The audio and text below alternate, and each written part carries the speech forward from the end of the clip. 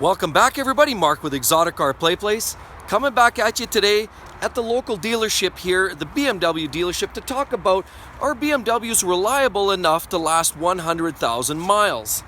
And while a lot of cars you would argue easily make 100,000, 200, 300,000 miles, there are some that probably won't even make near that. And so let's take a look around and we'll talk about a few of the cars that we pretty much guarantee will make it, and others maybe that would be a struggle. And so the 340 here, you know, obviously it's a turbocharged car. It's basically the predecessor to the 335, and we know the 335 had a lot of problems. And there's a lot of guys that would say they arguably struggled to hit 100,000 miles with the 335s, especially with the N54s because of carbon buildup and turbo issues, wastegate problems, leaks, and the whole 9 yards. Well, we'll wait and see what the 340 here has in store with the B58 engine. We know that already they've done a lot of good things in the N55, which came after the N54, which was also in that 335. But now, of course, we've got the 340, which is up in power. They've run in more boost, but of course, more importantly, they've done other things to protect the engine, of course. Cars like this, we've got the X6M. Of course, here, what a magnificent animal. Look at the rubber on this thing. The chubby tires underneath. This thing here for sure is destined for huge power. Of course, this utilizes a similar engine. It's the 4.4 liter twin turbo V8 engine in this car, the X6M, that you would find over here, poof, in the M5. This is the brand new M5, and it's just spectacularly beautiful. I would expect lots of miles out of this car too. Can you get 100,000? I think so. They've basically coupled this 600 horsepower all-wheel drive car to an automatic transmission. So the old days of the E60 M5 and the SMG transmissions that would fail and spit out a lot of issues, these cars I would expect to last a lot longer. The gearboxes are good. For sure, that 4.4 liter is an engine that's widely used across the brand already. So I would expect that we wouldn't see a lot of issues with the engine generally, because it's just they continually to refine that engine, that 4.4 liter. Again, as I said, as in the X6M over there, same kind of engine. Then, of course, you have the generic cars like this. Now, what do we have over here? The X30i. Well, this is an X4. Well, of course, these 30i series, now we're talking about the 4-cylinder turbos. So can these last 100,000 kilometers or 100,000 miles? I guess time will tell when we get, further down the road. Why do I ask that question? Because the old, 330s and such, they were built with the inline sixes, and those cars were fairly bulletproof other than the cooling system issues. These things here, now we're putting a lot more power to a smaller engine. We're boosting it because it's turbocharging, and time will tell whether these cars can hold up with turbocharging. We will see. So for now, do you think it can hit 100,000? I think just with modern technology, I think they're coming a long ways, and I think they can do a lot of good things. Probably will last 200,000-300,000 kilometers. Just the way they run more efficiently today, I would expect cars like this to do that. Now we move over here. We see a couple of cars over here. This one here, whoop, looks like he had a bit of an owie there. Ouch. Looks like he's been down some gravel roads or another.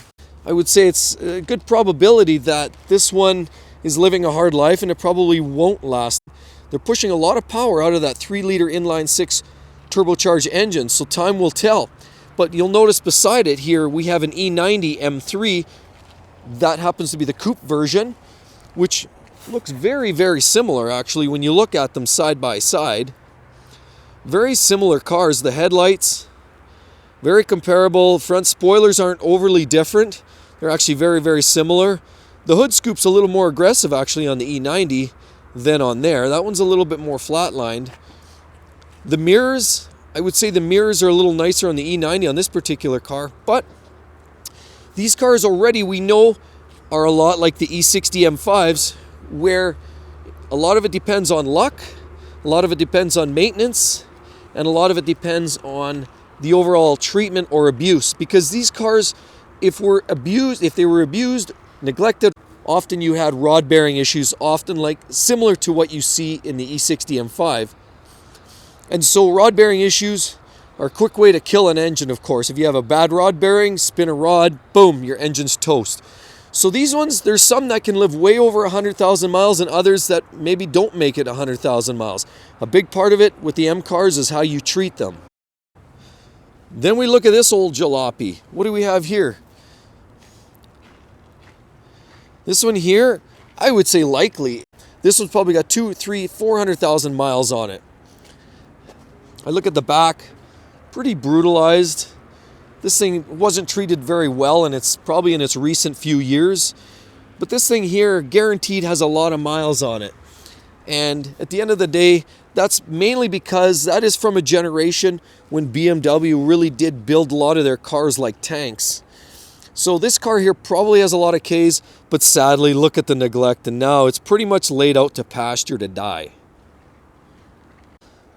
And now there's a new generation of X5s, of course. You'll notice here, this one happens to has a different engine in here now all of a sudden. This is the newly styled X5, and there's a lot of great elements to it, of course, as you see tail lights, and mirrors are a little smaller, of course, with the fancy light on the side. Headlights are pretty slick, of course, adaptive LEDs in there. With those fancy little inserts in there. How beautiful is that? Anyway, what an amazing machine, of course. Quite a stunner, and time will tell if this thing lasts as long as my E70 X5. Of course, you guys all know I have the X5 diesel, and we'll see if a car like this can outlast that. I would expect it would, this one being a gas jobby, newer generation. It probably will, but then again, who knows? A lot of the newer vehicles, the gas cars, a lot of them are suffering carbon buildup because of the direct injected engines, and that can be a problem too with some of these cars. And here we have a brand new X2. Pretty swanky looking little thing, actually. It has a great little road presence here. It's quite a pretty car for sure.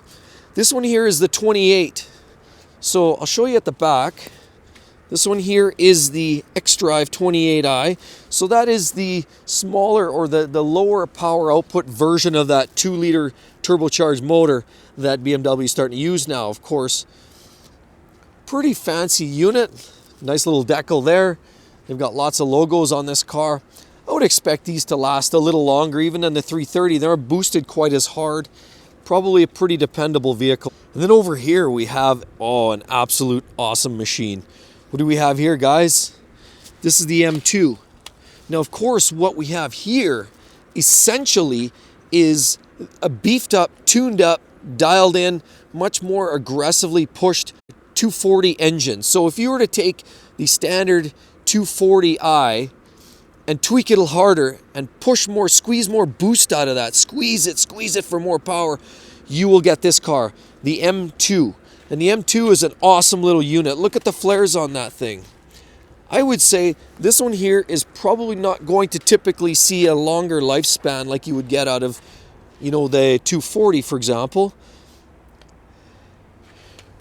Pretty nice, actually, by the way. Look at this carbon fiber here and the blackened tailpipes. Pretty sweet car, actually. That is a sweetheart of a little car. I must say, that might be on the radar too, guys. I love the way that thing looks. Very short and stout, very aggressive. Carbon fiber inside on the dash. Looks like DCT on this one. Awesome car. Again, because of what its nature, it's a very highly tuned straight six engine, 3 liters in displacement, but it's not the same engine that you get in the M3 or M4. I would say this one has a limited lifespan. So here's an X5. This one here looks like it's been kind of clapped out. They put some sort of extra little spoiler on the front of this. Tires flat. Again, this thing looks like it's kind of been left to die here. I don't know what the story is, but of course, looks like it's in need of some sort of repair. There's still a license plate on it. I'm not going to show you that, but it looks like it needs some work. It's probably in here for the long haul. I think I've seen this one here for a while, actually. And then we have an X1. This is a good old-fashioned X1 28i.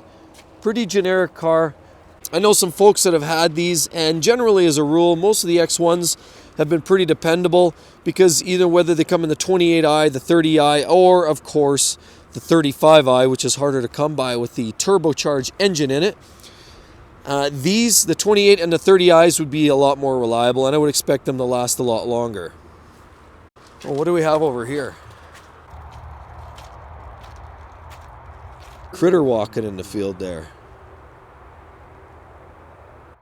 Cars like this, the E90s, you know, the general stuff, the 325s, like this one here, of course.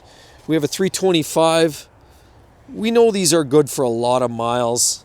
The E90s, the E46s, the E36s, all of the 325s are some of the best engines and the most reliable cars. So these, of course, you can get 200,000-300,000 miles out of these cars if you treat them right.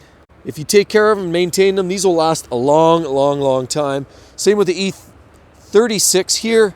I guess it's really hard to tell. There's so many factors and variables going into whether a BMW is going to last 100,000 or 200,000 or 300,000 miles. Huge numbers of variables, of course. Ultimately, the biggest factor is the way you take care of the car.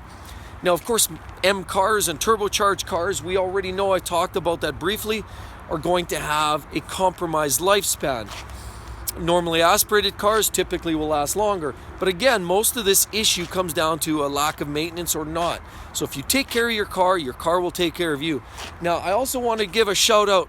A friend of mine named Alex, he's also got an E60 M5 and his own YouTube channel. You make sure you check him out. He's linked in below. I just want to give him a shout out. He's got a blue M5, an E60 M5, a lot like mine, although his is, I believe, a little bit newer. But he's got some videos where he's got a dyno run, where he did a dyno run at 100,000 miles, and he's proven that these cars can last 100,000 plus miles and still run well with those kind of Ks on them.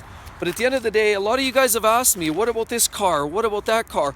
Are they reliable? I've had a lot of questions in a lot of my comments. You know, what about this 750, or what about this, 95 320, or what about this E46 so-and-so and this E36 that, and what about all these cars? I'm getting a lot of questions on that, which I love those questions, guys.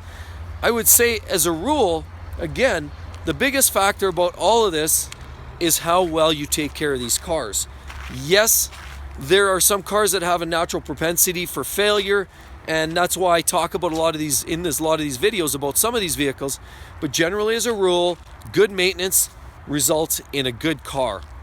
Yeah, like I said, you'll have to stay on top of some things.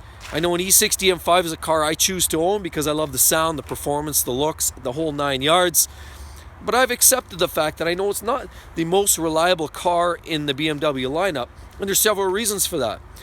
But you either accept it or just move on. And I would say, as a rule, maintenance is the most important factor in securing your reliability of your BMW.